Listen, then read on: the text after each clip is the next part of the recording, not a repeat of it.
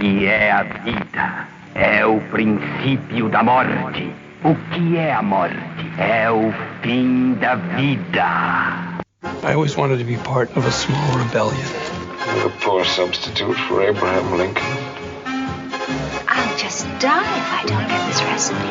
All I ask of our brethren is that they take their feet off our necks. $15, little man. Put that shit in my hand. Nong, nong, nong, nong, nong, nong. Como estão seus sonhos? Forget it, Jake. It's Chinatown. Eu não quero ser seu amigo, Rick. Eu só quero um café da manhã. Screwing Jay Hawkins and he's a wild man, so bug off. Bom dia, cinéfilos. Estamos aqui no mais novo episódio do podcast Ponto Cego. Eu sou Rodrigo, seu apresentador. E junto comigo está... Sou eu, Thiago. Diz aí, Thiago, viu algum filme bacana essa semana para indicar para os ouvintes? Nesse mês de outubro, eu resolvi ver, além dos filmes pro programa, eu vou ver também um filme de terror diferente. Isso eu já faço, né? Eu sempre faço assim, o que eles chamam de 31 Days of Halloween. E aí eu vou vendo um filme de terror por dia. Só que nesse caso, ultimamente, como eu tô querendo diversificar, diminuir o número de filmes estadunidenses que eu vejo, eu resolvi que só vou ver filme de terror japonês ao longo desse mês, além dos filmes que eu vejo para me preparar para os programas. Então eu tô vendo, até eu já tenho compartilhado lá no grupo, né? Então a gente tá agora a gente já tá no dia 8 de outubro, então, mas eu já vi 7 filmes de terror japonês. E um dos que eu mais gostei foi o Kuroneko, que é o gato preto do Kaneto Shindo, que é ótimo. É ótimo. Assim, eu vou contar rapidamente como é que é a história. A história é uma senhora e a sua nora, elas estão em casa. O marido tinha ido para a guerra. Isso é no Japão feudal, né? Aí a casa delas é invadida por samurais que estupram a nora e acabam matando as duas e botando fogo na casa. Elas são meio que ressuscitadas, entre aspas, por um gato preto, e aí elas meio que se transformam em fantasmas. E assim, o objetivo delas é matar todos os samurais que elas encontrarem. E aí elas vão fazendo isso, elas vão matando os samurais. Nisso, o filho da senhora, né, que é marido da garota, volta da guerra e vence, volta como vitorioso da guerra e se transforma em samurai. E a partir daí muita coisa acontece. E você, Rodrigo? Então, tô também tentando esse mês ver filmes mais sombrios, mais que pegam essa pegada, não somente terror, mas um suspense, mais sombrio, alguma coisa desse tipo. E eu me deparei com um filme que eu já tinha assistido, já tinha alguns anos, e eu reassisti, que é o meninamá.com, né? É um filme muito bom, pega aí alguns aspectos que ainda continuam atuais, infelizmente, né? Como pedofilia, ele é bem sombrio nesse tipo, né? Pedofilia, rede social, você não sabe com você está falando, né? E isso é muito interessante no filme. A Ellen Page e o Patrick Dempsey estão incríveis no filme e vale a pena dar conferida para você que nunca assistiu ao filme. Então, essa é a minha dica da semana de filmes que eu assisti. Esse foi o primeiro filme que eu vi com o Patrick Wilson, né? Desde então, eu não consigo dissociar. Então eu vejo ele, sei lá, em Conjuring ou coisa parecida, eu fico com vontade de bater, sabe, tipo, nele. É difícil, né? Até eu assisti ano passado aquele Pecados Íntimos também, que é sensacional o filme. E é difícil desassociar. Mesmo ele sendo ele é um bom ator, né? Mas é difícil. Ele fez tão bem esse papel, esse personagem, que tem essa difícil desassociação, né, de personagem. Como estamos no mês de terror E eu e o Thiago fizemos, né, o calendário do mês de terror, e são tantos temas, né, Thiago? Temas, subtemas, tem até subtemas, que a gente se deparou com um que ambos, vou botar assim, não conheciam tanto e decidiram escolher para poder conhecer melhor, que é o K-Horror, né, que são filmes coreanos de horror, né? Então, agora vai que é tua, Thiago. Como o Rodrigo falou, eu também não tenho muita liberdade para falar sobre cinema coreano de terror, né?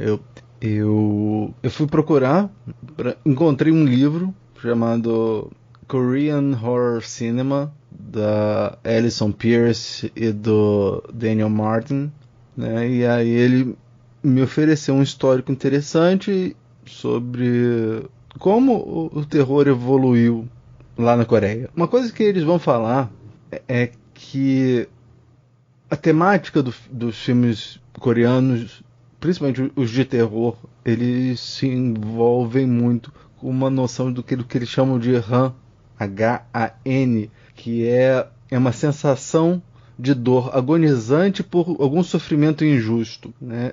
E isso ele também se contrapõe a enredos melodramáticos, porque assim, o gênero que mais se faz presente no cinema coreano, segundo esses dois autores, é o melodrama. Eles também falam muito da questão da mulher, né? Eles vão falar independente do cenário ou do período de tempo, né? Muitos, incluindo um que eles consideram assim, um filme-chave para o cinema coreano, que é o Song of the Dead, né? Muitos filmes incorporam nas suas histórias relacionamentos femininos que, por sua vez, estão enraizados na tradição confucionista coreana e com ênfase no sangue, mas no sangue no sentido de relações biológicas, familiares, né? Então, nesse cenário, o fantasma feminino vingador, que é uma coisa que a gente não vai ver nesses dois, a gente vai ter um elemento feminino vingador, mas um elemento que se faz muito presente no horror coreano é esse que eles chamam de Wonhong, que é o fantasma feminino que volta do túmulo para proteger seus filhos e para se vingar dos seus assassinos e opressores e para corrigir os erros causados por ela. E esses filmes, muitos desses filmes têm raízes pré-cinematográficas, né, no folclore coreano e nas histórias de fantasmas. A gente pode falar que o cinema de terror coreano ele surge nos anos 60, né, quando o gênero entrou no seu primeiro período, de ouro, na sua era de ouro, porque assim, você já tinha filme de fantasma na Coreia em 1924, por assim dizer, na adaptação da fábula A História de Jang Hwan e Ryon, coisa parecida. Não, desculpa, não é minha. Se japonês já é difícil de ler, imagina coreano. Né? Mas só que o problema acontece o seguinte: de 1910 até o final da Segunda Guerra Mundial, a Coreia estava sob o domínio colonial japonês. Então toda a sua produção cultural era muito controlada por aquele país. Você vai ter nesse período filmes de propaganda, então você não pode considerar os filmes feitos até a libertação como filmes propriamente coreanos. Você só vai ter um cinema coreano a partir da libertação, lá no final dos anos 40, só que assim, ele acabou tendo pouca chance de desenvolver, porque ele acabou sendo interrompido pela guerra com a Coreia do Norte. Então foi somente assim, a partir de meados dos anos 50 que a gente vai ter a Cidade de Ouro. E o filme que eles consideram, é um filme que eu devia ter visto, é uma lástima que eu só li esse livro depois de já ter visto os filmes. Se eu tivesse lido antes, eu talvez teria procurado esses filmes que me pareceram bem mais interessantes do que os livros que eu vi para me preparar para o programa. Mas o filme de 1960 chamado Hanyo, A Empregada, é considerado o filme paradigmático para o cinema de horror coreano. E nesse filme já tem lá a forte veia melodramática do terror, né, O melodrama é um modo narrativo padrão no cinema coreano e sustenta a maioria dos filmes produzidos em todos os gêneros. Além desse filme de fantasma, que é essa Hanyo, a empregada, a gente vai ter também, na década de 60, o surgimento de filme de monstro gigante, né? Que foi influenciado lá pelo Godzilla, lá do Ishiro Honda. Né? Eles fizeram um filme chamado Space Monster. Aí nos anos 80, né? Você lembra que assim, nos anos 80, filmes de terror de Hollywood estava desfrutando um período muito comercialmente próspero, e justamente por isso o cinema coreano estava muito para baixo, no sentido de que o consumo era basicamente as importações dos filmes de Hollywood e dos filmes de Hong Kong. Então a produção doméstica geralmente era feito de filmes muito baratos e de forte apelativo. Esse forte apelativo se deve à política dos 3S, que foi adotado pelo ditador Chun Dong-hwan, que assim, a gente fala da Coreia do Norte, mas a Coreia do Sul também teve ditadura. E nos anos 80 foi um período de endurecimento da ditadura, com muita censura, mas ao lado da censura, você tinha uma busca para alienar a população. Então, o ditador adotou a política dos 3S, que eram coisas que ele devia fomentar para as pessoas ficarem alienadas, que era sport, screen and sex. Né? Esporte, tela e sexo. Então, né, os filmes eróticos tiveram um boom nesse período. Mas foi só no final dos anos 90, com o Whispering Corridors, né, de 98, que foi um momento que teve retorno da qualidade no cinema de terror coreano. Né? O filme conectou com o público local e atingiu um equilíbrio entre susto, o melodrama e envolvimento com temas culturalmente específicos, né, que deu a esse filme um sucesso em emular um padrão de terror de franquia de Hollywood, né, porque ele acabou produzindo 4 sequências. O ciclo contemporâneo viu o surgimento de padrões claros de produção e de distribuição. Filmes de terror são normalmente, mas nem sempre, dirigidos por diretores estreantes e lançados durante os meses de verão para proporcionar calafrios durante o calor do clima. Não obstante, o terror coreano produzido no final dos anos 90 e depois disso demonstra experimentação e considerável diversidade. Né? Então vamos listar alguns exemplos. Nos últimos anos a gente assistiu o terror gótico lá com o Medo, aquele Tales of Two Sisters. Você tem excessos sangrentos, né? Filmes muito sanguinolentos como Bloody Reunion. Você tem questão de identidade de gênero com Possuída pelo Mal, né, The Wig. Comédia de terror pastelão, né, o To Catch a Virgin Ghost. Né. Você tem filme underground de terror independente, como Teenage Hooker Became a Killing Machine. Você tem produções panasiáticas em conjunto com o Vietnã, com Muyoi. Você tem apropriação de monstros icônicos, né, por cineastas coreanos, né, filmes de zumbi, como mais famoso, mas como que arrebentou tudo, que foi o Train to Busan, que eles não falam nesse livro, porque esse livro é de 2012. Filme de vampiro, como a gente vai discutir daqui a pouco. E até mesmo filme de lobisomem. Né? Mas nenhum filme, eu acho que nenhum filme coreano chamou mais atenção, teve maior sucesso do que Old Boy, que não é propriamente de terror, mas foi um filme que chamou atenção do Ocidente lá para o cinema da Coreia. E você está vendo cada vez mais o cinema coreano se internacionalizando, né? O próprio Park Chan-wook vai fazer Stoker e o Bong Joon-ho vai fazer o Snowpiercer, né? Que são 2 filmes que são falados em inglês. Então, esse período de sucesso doméstico e mundial é uma coisa que fez com que a gente tivesse interesse em buscar. Não foi, Rodrigo? E é interessante você falar isso, né? Tirar um pouco do K-horror e jogar mais um pouquinho pro geral, porque foi justamente Old Boy que me fez me apaixonar por filmes sul-coreanos, né? Eu fui pesquisar muito mais filmes, saber mais sobre os filmes por conta de Old Boy, que é um filmaço.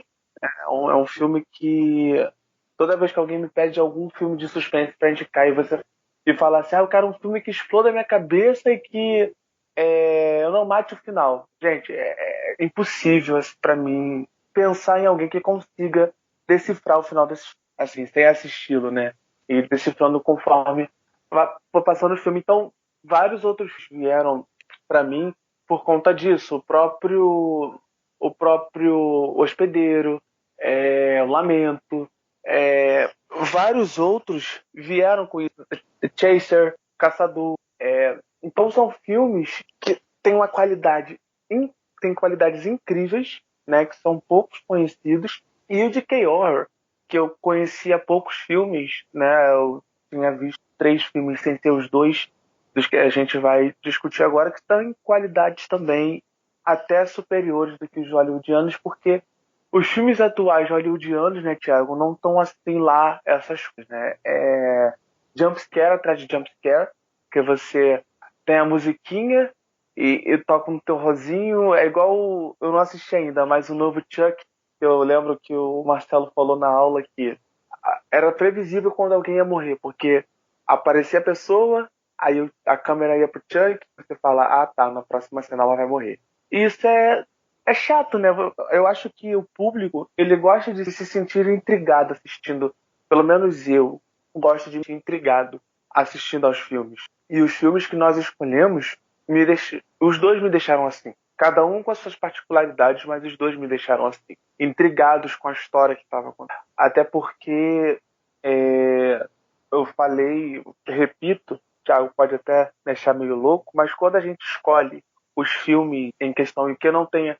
Por exemplo, quando não é o caso de o Thiago assistiu e gostou e me indica, e eu assisti e indico pro Thiago e a gente faz o programa, quando eu não conheço os filmes, eu não busco saber sobre o filme. Eu não vejo trailer, não vejo sinopse, não vejo nada, para eu poder ter o impacto da hora de assistir ao filme.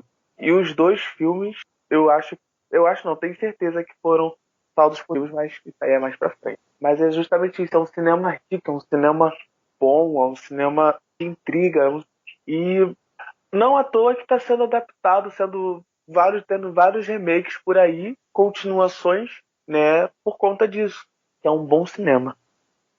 Mas todo mundo tá querendo fazer remake do Parasita. Não fala não. Só foi ganhar o Oscar. Não, o pior é que o Bong Joon-ho falou assim, não, as pessoas têm que vencer a barreira da legenda. Aí os Estados Unidos resolve fazer um remake pra acabar com a legenda. Pois é, e com o Mark Ruffalo no papel principal já, né? No papel do pai. Ah, é? Ele já foi contratado para fazer o papel do pai. E pelo que parece, acho que eles vão fazer um remake em forma de série. Ou seja, eles vão alongar a história, né? Porque a minissérie são no mínimo 10 episódios. Vão alongar a história e pode sair meio blé, né? Porque, para mim, a gente já discutiu isso, foi um dos melhores filmes do ano passado, né? E um dos melhores filmes da década. Eu fazendo um balanço assim da década, para mim ele fica no top 5 sossegado, de tão envolvente que ele me deixou. É um filme muito bom mesmo. Mas Hollywood não pode ver um filme bom que quer botar a mão e estragar. Mentira, tem filmes que... Não vou entrar nesse mérito, não. Eu gosto muito de filme hollywoodiano. Não vou falar. Essa mania de eles fazerem remake de obras estrangeiras cansa um pouco, né? Você viu de Mártires ou Rec da Espanha.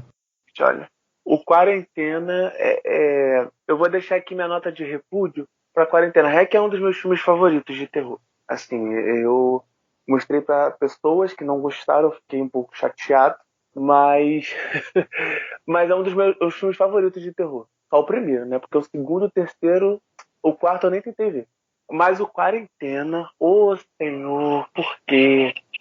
Bater no zumbi com a câmera, pai. Por que isso? Mas minha nota de repúdio tá aí, Thiago. Pro Quarentena, porque não dá. Não dá. Vamos então passar para os filmes, então. Ô, Rodrigo, qual foi o filme que você indicou para mim? Sede de Sangue, de 2009. Vamos falar sobre o filme Sede de Sangue, mas antes, vamos ouvir o trailer.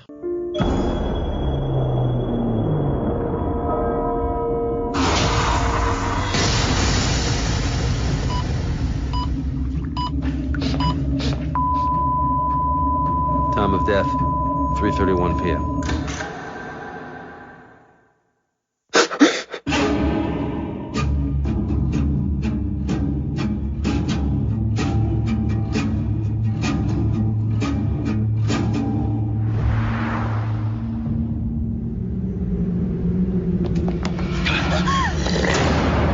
뱀파이어는 어떻게 해서 되는 거예요?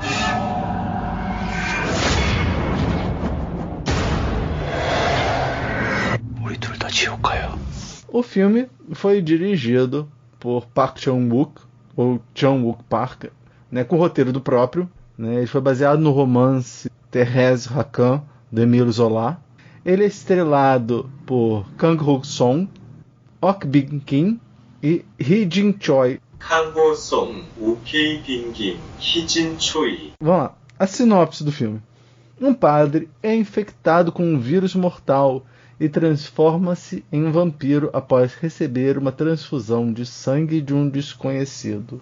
Então, eu não tinha visto, mas a quantidade de gente que recomenda esse filme, né, fala que é interessante, uma nova visão de vampiros e tal, que eu tinha interesse aí. Na verdade, a gente vai desmascarar um pouquinho aqui as coisas para vocês.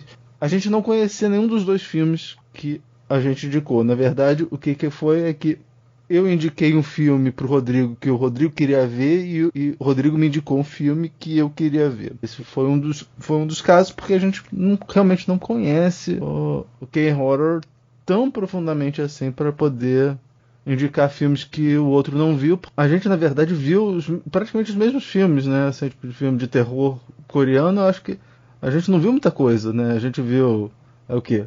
Hospedeiro, Lamento, Trem to Busan. Então, como a gente tinha visto praticamente as mesmas coisas, a gente acabou indo nesse caminho. Sim. E eu ia falar que eu creio que não nos arrependemos de ter escolhido aos... Não foi uma boa escolha. Foi uma boa escolha e foi de filmes bem diferentes daquilo que a gente tá aqui, pelo menos assim, você estaria acostumado de ver filmes coreanos, né? Esse filme é um filme de vampiros, apesar de se você pode perfeitamente tirar os elementos de vampiro e você vai ter lá a história lá do Émile Zola, que é a Thérèse Raquin, que eu só saquei quando eu fui ver nos créditos. Falei assim, caraca, é mesmo, porque é a mesma história, né? A história... Porque eu falei do lance na sinopse do vampiro, mas a história do Thérèse Raquin está subjacente na história nessa história de vampiros, né? Porque esse padre se torna vampiro, ele volta para a Coreia e as pessoas acham que ele é uma figura meio milagrosa, né? Que ele toca e cura as pessoas. E aí uma senhora pede para que ele vá lá rezar pro filho. E é engraçado que o nome da senhora é Senhora Ha, né? E aí agora, sabendo que a Thérèse Raquin, ela representaria a Madame Raquin no romance, né? Aí ele vai e aí ele descobre que assim, o filho dessa Senhora Ha é um amigo dele de infância. E aí esse amigo de infância é casado com uma garota que ele também conhecia quando eles eram crianças. E aí ele começa a ter um caso com essa mulher. E aí eles começam a planejar, né, eles elaboram um plano para matar esse amigo de infância. E essa é a história do Thérèse Raquin, do livro do Émile Zola, que tem uma adaptação recente com a Jessica Lange fazendo o papel da Madame Raquin. E eu gostei, achei interessante que a própria noção que os dois personagens, porque no final o padre acaba transformando a amante dele em vampiro também, e aí é interessante notar como os dois encaram essa transformação, né? Como o padre se encara como vampiro e ela se encara como vampiro, né? São dois elementos diferentes, são elementos muito distintos, são dois elementos que valem a gente discutir mais tarde. Um outro elemento interessante também é que a escolha do personagem principal ser padre e ter muitos elementos religiosos, você poderia assumir que era por conta de como foi criado o diretor do filme, né? O Park Chan-wook, ele foi criado católico, mas ele mesmo disse que ele só tem coisas boas para falar da Igreja Católica lá na Coreia, porque ela foi um grupo de resistência à ditadura lá nos anos 80. E ele, como participou da resistência a essa ditadura, ele tem respeito pela igreja. Ele não é mais católico, mas ele tem esse respeito, e ele diz que o que move mais os personagens é realmente a sensação de opressão, não é? Tanto um quanto o outro. Sim, opressão, né, do padre pela igreja, né, pelo bispo que tem dentro da igreja, que é cego ali, que é como se fosse a imagem da igreja para ele, porque ele se confessa, ele abre não vou dizer o coração, mas abre diálogo com esse bispo, né, da igreja onde ele pertence. E a mulher, por ser oprimida em casa, apanha do marido, apanha da sogra. Isso é o que mostra a princípio, né? Fala muito. Mas o que me chama a atenção, Thiago, nesse filme é a própria direção do Park Chan, né? Porque ele não tem pressa alguma em contar a história. Ele vai contando. Eu acho que isso é muito dele, né? Muito da direção dele. Você vê lá em Old Boy, você vê uma história que ela é frenética, mas ela é frenética muito por conta da história e não muito por conta do desenvolver da história. Assim como A Criada. É tudo no seu tempo, é tudo mostrado conforme ele quer. Ele prende a atenção por isso, né? Até por ser um filme longo, o Sede de Sangue ele tem 2h30 quase, né? E em momento algum você tem aquele tipo, caraca, vai acontecer isso, vai ter alguma guerra, os vampiros vão brigar, alguma coisa vai acontecer. Não, ele vai contando aqui, ó, no miúdo, sabe? No tempo dele. E eu acho isso um grande ponto pro filme. Eu gosto, mas tem gente que vai assistir e vai falar, meu Deus do céu, o que é isso, Senhor? Sabe? Tem gente que não tem a paciência de esperar, né? E eu tenho isso muito por conta dos filmes que têm as maiores bilheterias do ano, por exemplo. São filmes frenéticos, são filmes tiro, porrada e bomba, e filmes assim eles tendem a ter menos apreço por esse grande público, né? Mas o Park Chan-wook não tá nem aí.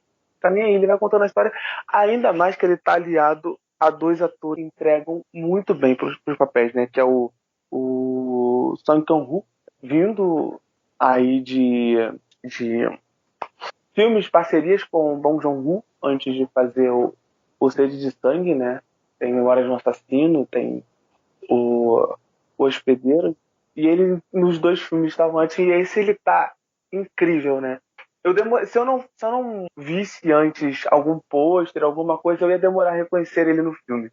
Eu só comecei a ver assim, caraca, é ele, quando ele já tá na metade do filme. Porque ele tá mais contido, tá mais centrado, né? Então, um cara que ele tem a fé dele, mas que ele vai contra a própria fé assim que ele conhece a personagem, para mim, que é a melhor personagem do filme, que é interpretada pela Kim Ok-bin. Ela com o olhar, Thiago, eu fiquei encantado com a atuação dela. Eu fiquei muito encantado. Porque quando ela tá com a família, ela é uma coisa. Quando ela tá com com o padre, ela é outra coisa. Quando ela se transforma em vampira, ela é uma coisa pior ainda. E ela tá incrível nessa, né? Você viu um filme que tem na Amazon chamado A Vilã? Eu tava querendo ver esse filme. É com ela. E, aliás, ela é a personagem principal, ela é a assassina. Mas, e não vai ser a última vez que a gente vai falar sobre a vilã nesse programa. Eita, fica a dica. Vai, fala dos efeitos. Efeitos visuais, assim, práticos e bem feitos, né, Thiago? Assim, quando eles pulam, quando ele... Aquela cena que ele pega lá no colo e começa a pular de prédio em prédio é maravilhosa. É sensacional, né? Sensacional aquela cena. Nossa Senhora, ele tem algum escolhas de ângulo, né? Essa cena, a cena final, a cena que ela se transforma em vampira, são cenas de cair o queixo, né? Pela direção, somada à atuação, porque as atuações são boas mesmo, e a fotografia, que mesmo sendo um filme de vampiro que se passa muito no escuro, ainda bem não é um filme tão escuro, né? Ele não tem aquele negócio de mascarar as coisas pela fotografia escura, sabe? Isso é muito bom.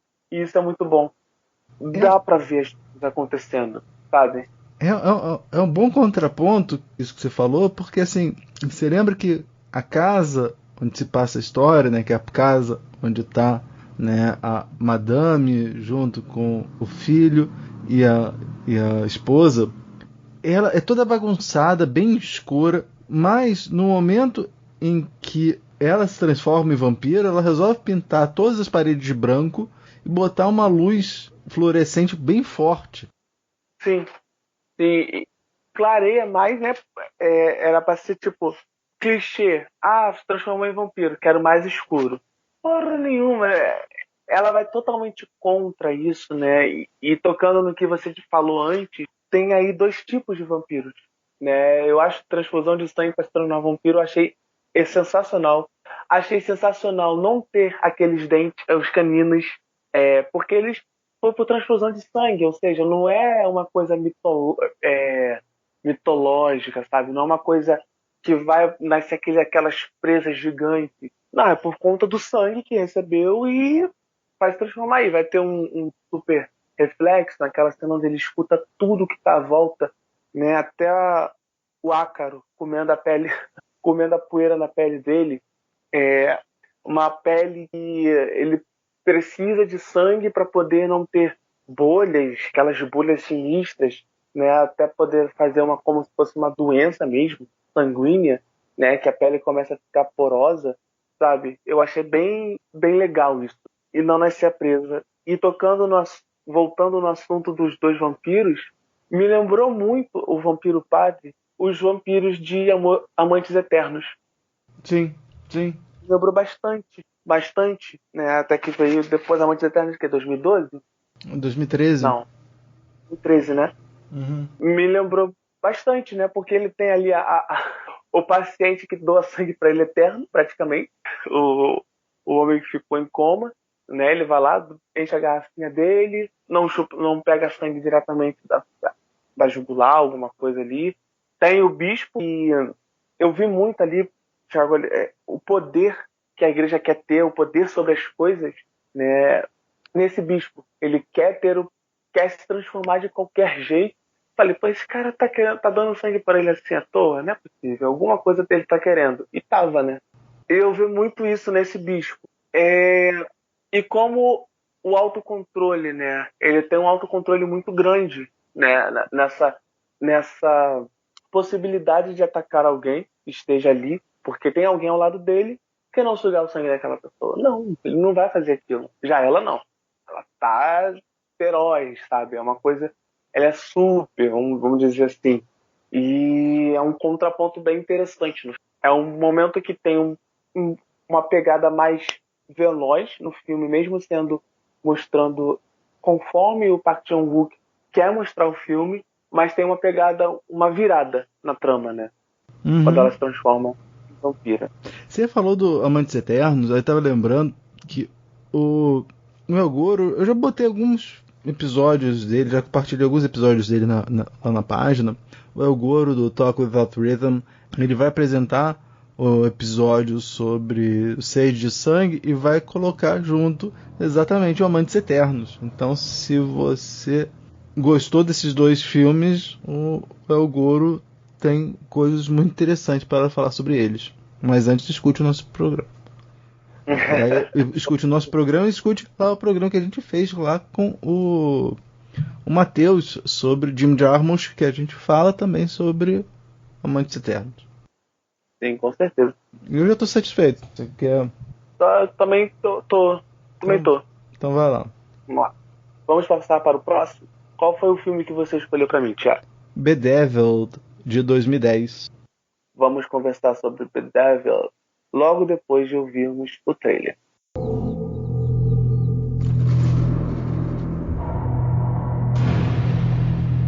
퍼질러 있지 말고 혹시라도 말어야. 여잔 남자 젖을 물고 살아야 편한겨.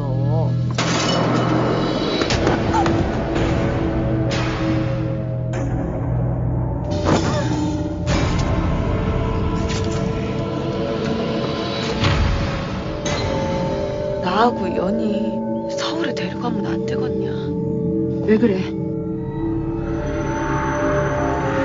이유는 묻지 말고.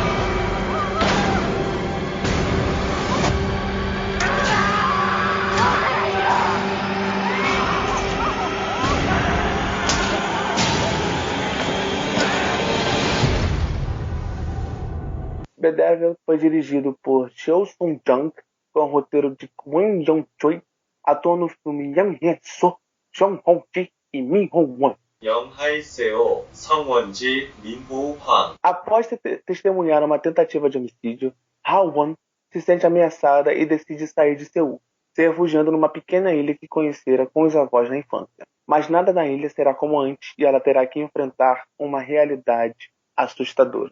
Olha, o filme, ele começa... Se você for igual a mim, assim, que não procura sobre o filme e vai assistir, você tem uma noção totalmente diferente do que vai acontecer, né? Ele tem uma virada bem interessante, mas isso mais pra frente. Como essa personagem, Ramon, é difícil de conseguir gostar. Eu não sei se você teve a mesma impressão, Thiago, se você teve a mesma coisa. Foi muito difícil... falar assim, se acontecer alguma coisa com ela, eu vou torcer por ela. Impossível. Nossa, Impossível. Você torce pela outra. Assim, antes de entrar, né, a outra e ter essa apresentação dessa personagem, ela é repugnante, ela é uma personagem metida, escrota mesmo, sabe? Aí você pensa assim, vai ter alguma coisa pra mostrar lá na frente do porquê ela ser assim. Não tem, ela é assim mesmo. Ela é exatamente isso, essa pessoa amargurada, uma pessoa... Não consigo ter uma outra palavra senão ser escrota, né? Porque o que custava? Eu até pensei assim, quando eu assisti, eu falei, vai acontecer a mesma coisa de Arraste-me para o Inferno. Eu também pensei. Vai botar alguma maldição nessa mulher, essa mulher vai ter alguma coisa... Aí eu falei, tô até vendo que é Arraste-me para o Inferno parte 2, remake coreano. Mas não, assim, não custava nada ela dar outro empréstimo pra mulher, não custava nada ela testemunhar na polícia, os caras, não custava... Quem diria quem falou que foi ela que botou o travessão, foi a outra que botou o travessão e deu um tapa na cara da mulher, sabe? Ela é muito assim... E quando ela vai para a ilha e tem a troca de protagonismo, porque ela praticamente some de cena, é um alívio porque ela sumiu de cena, mas a outra personagem aí sim. Aí o filme começa a ter essa troca de protagonismo e ter uma troca de de ritmo também, né? E como eu acho que monstros verdadeiros, monstros humanos, são mais assustadores do que fantasmas, vampiros, lobisomens. Eu realmente fiquei muito assustado porque ela sofre violência doméstica, né? O tempo inteiro no filme, o tempo inteiro a outra personagem.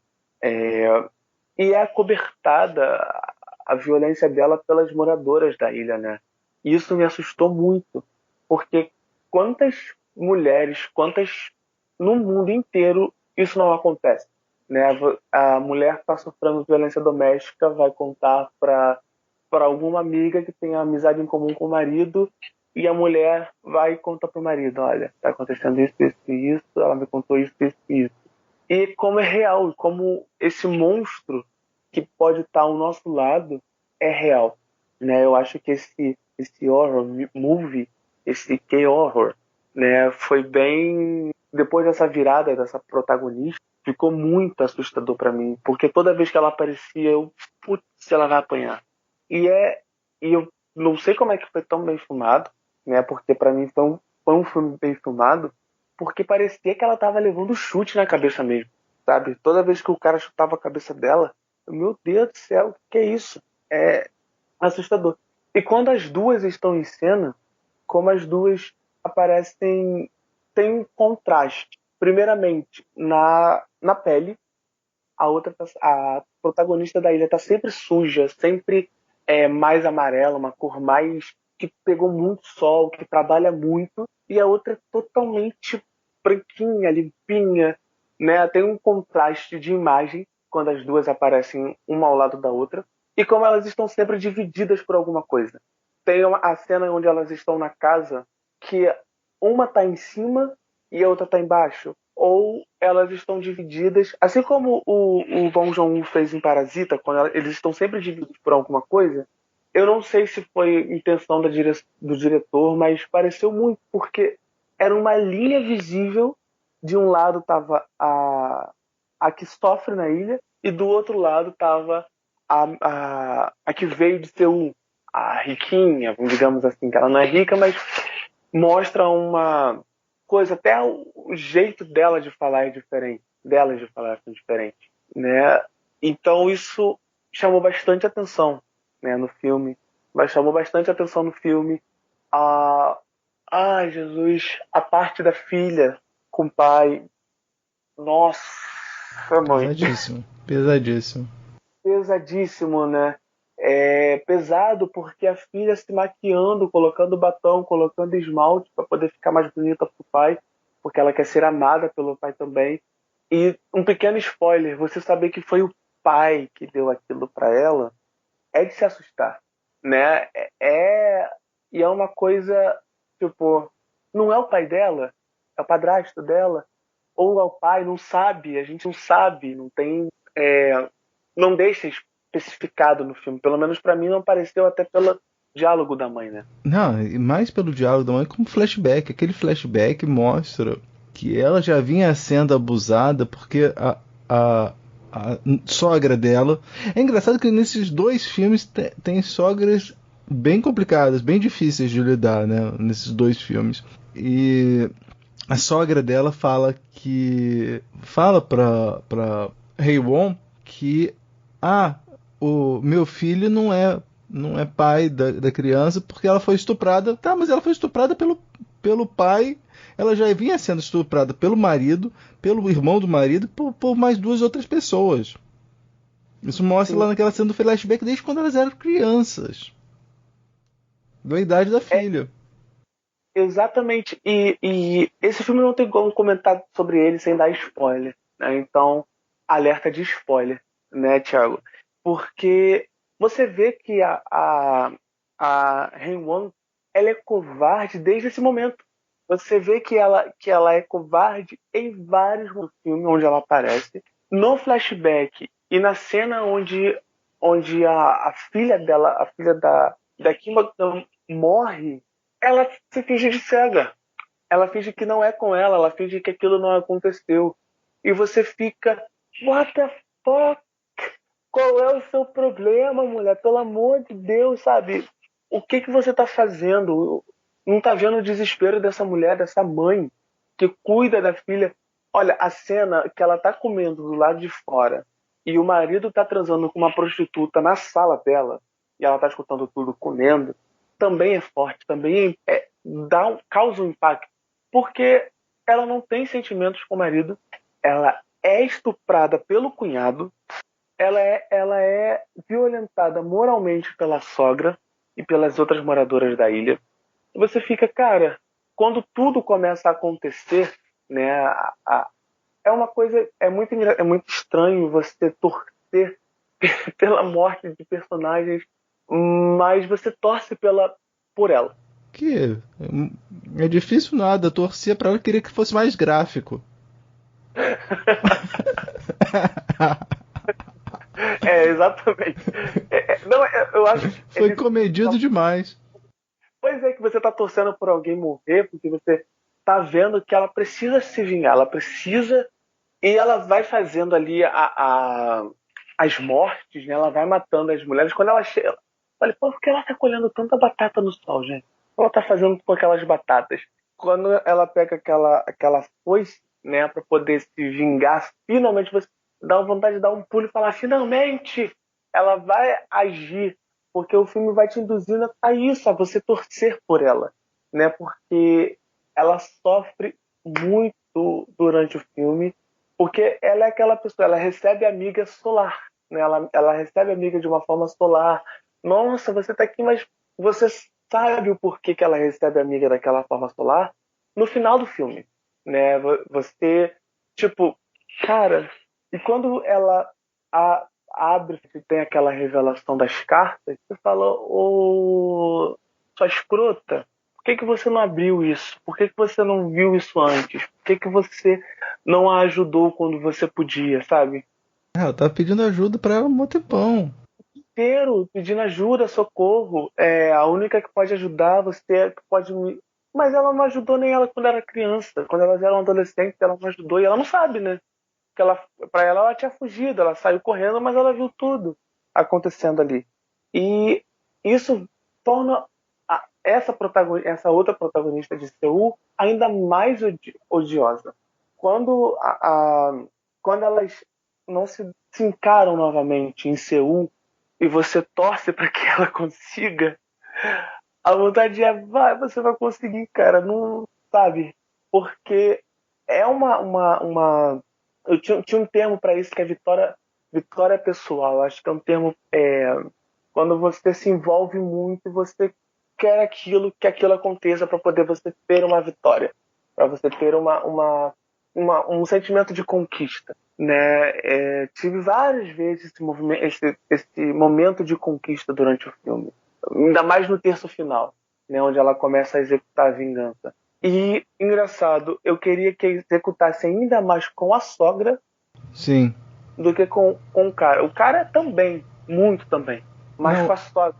Com a sogra, eu queria que fosse, além de mais gráfico, tocasse aquela música do Esporte Espetacular, sabe? Aquela pá, pá, pá, pá, pá, pá, pá. Enquanto cada vez que ela batia assim, pá, pá, pá, pá, pá, de vitória da garota. Essa música aqui, pra quem não sabe o que é.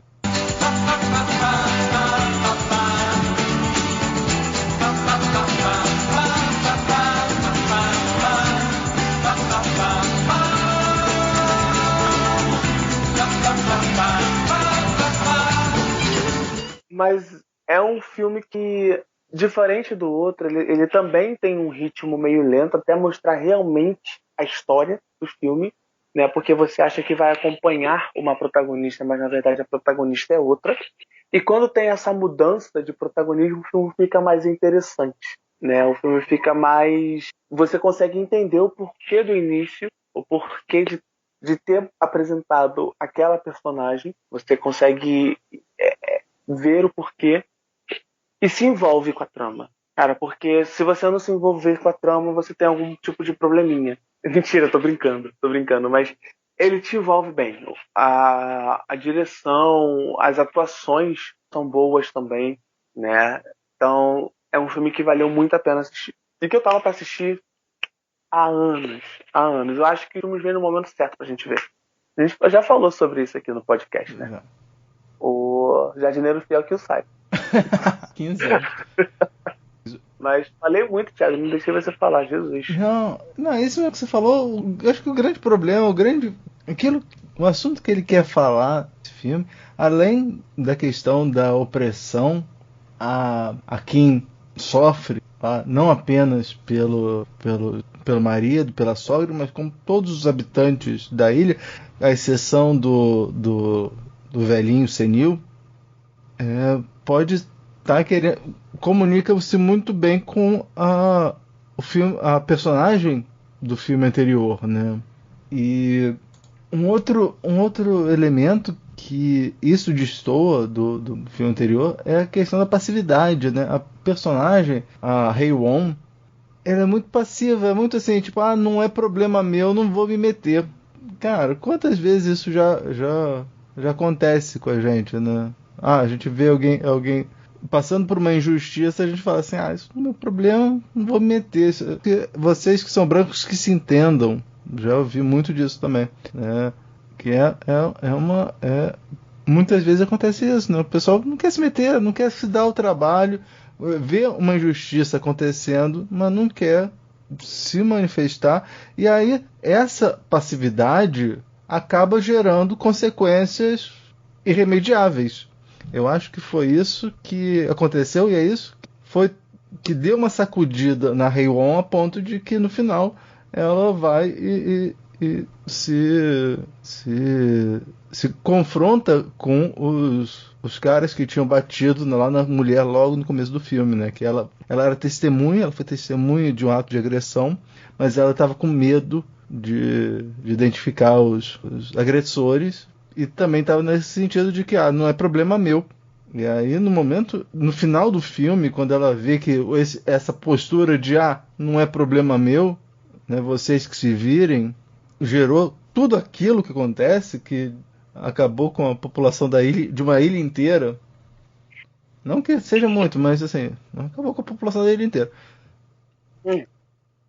Ela passa a assumir essa responsabilidade, né? Eu acho que o grande arco foi esse, mas mesmo assim, é aquilo que você falou, é muito difícil a gente se simpatizar com o personagem, né, com a Hae-won. Foi muito difícil. Eu falei, até vai ser a música que a gente vai encerrar o programa. Falei que o fato de a vilã ter a Ok Bin-Kim não é a única referência, é que nesse filme, a vilã, você tem um personagem que assobia uma determinada música. E é a mesma música que as garotas tocam na flauta, que é o When You and I Were Young, Maggie. É uma música tradicional americana, né? Que aí tem nesse filme e no filme mais tarde, lá em 2017. Interessante. Né? Esse vilão tá na minha lista interna. Eu gostei. Mas eu acho que é isso. Eu acho que esse filme fala de abuso, mas não apenas de abuso sexual, mas de um abuso moral, físico, mental, que a Kim passava na ilha, né? Sim, com certeza. E por todos da ilha, né? Porque... Todos, exceção do velhinho. Exceção do velhinho, que é o único que ela deixa vivo. Mas as três ali que estão... são as sorridentes, as irmãs da sogra dela, tudo ruim também. Tudo do mal. Mas eu gostei bastante desses dois filmes. O que você achou dos filmes? Foi um balanço, foram boas descobertas, assim, né? Como eu disse, nos dois filmes eu tive alguns problemas pequenos, mas não tão grandes assim, alarmantes, mas dois filmes que, com certeza, se alguém me perguntasse algum tipo de filme, eu recomendaria, porque são dois ótimos filmes. Vamos agora falar sobre streaming no quadro Tem na Netflix? Tem na Netflix? Tem no Netflix? Tem no Netflix? Tem na Netflix? Tem na Netflix? Tem na Netflix. Então, Thiago, que filme você viu recentemente em alguma plataforma de streaming?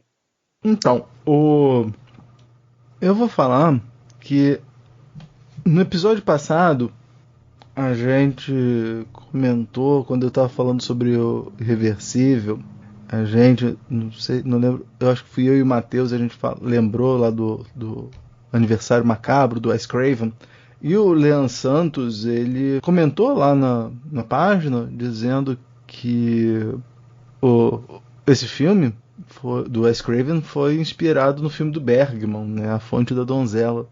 Aí eu encontrei no YouTube, então tem no YouTube, e eu fui ver e é bem bacana, muito legal. Se você quer ver um filme bem tenso, mas ótimo, fenomenal, como tudo Bergman, eu recomendo esse filme. E você? Já coloquei na lista quando ele indicou lá, porque Bergman eu coloco na lista e sempre que me lembro que quero ver alguma coisa existencial, eu vou ver Bergman, porque sou apaixonado. Eu vou lançar alguma coisa mais leve, assim, nada do tema. Eu ia falar sobre Trem to Busan, mas eu acho que muita gente já viu, já assistiu, então eu vou recomendar um filme que está no YouTube, que é brasileiro, que eu vi recentemente, eu tinha assistido há muito tempo, que é A Partilha, de 2001, que é uma comédia brasileira, né, dirigida aí pelo Daniel Filho, que tem um elenco incrível, né, com a Glória Pires, Lília Cabral, maravilhosa André Beltrão, e a Paloma Duarte. Eu achei esse filme bem legal, assim, bem teatral em algumas vezes, assim, quando tem lugares fechados, você vê muita marcação teatral no filme, mas é bem interessante, né? Então, para quem tiver a fim de respirar um pouco em outubro, depois a gente vai colocar aí alguns filmes bem pesadinhos para assistir, que é dar uma relaxada depois. A Partilha está completo no YouTube e é a minha recomendação da semana do streaming. E, Thiago, você tem algum meio de contato, caso algum ouvinte queira entrar em contato com você? Eu tenho o meu Letterboxd, que é Thiago B. Miranda, e também tenho o meu Twitter, que é Thiago Miranda79. E você, Rodrigo? Eu tenho o meu Instagram, que eu comecei a colocar coisas novamente, até que enfim, porque eu estava quase 3 semanas sem botar nada, que é o Metida Crítico, que eu fiz uma semana com filmes brasileiros na semana passada. Essa semana tá vindo aí com filmes de horror, né? Então, bem junto com o quadro. Então, é Metida Crítico, @Metida Crítico, metido com TH. Então, quem quiser ter mais dicas, faço alguns tops também lá. Tá lá para quem quiser acessar. Então, não se esqueça de mandar feedback para nós em podcast.cego@gmail.com. Pode visitar a nossa página no Facebook. Não esqueça de mandar sugestões, críticas, elogios e compartilhar com todo mundo, pois quando se trata de cinema, todo mundo tem um ponto cego. Da Estrada do Guerengue, eu sou o Rodrigo. E da Rua Pareta, eu sou o Thiago. E este foi o podcast Ponto Cego.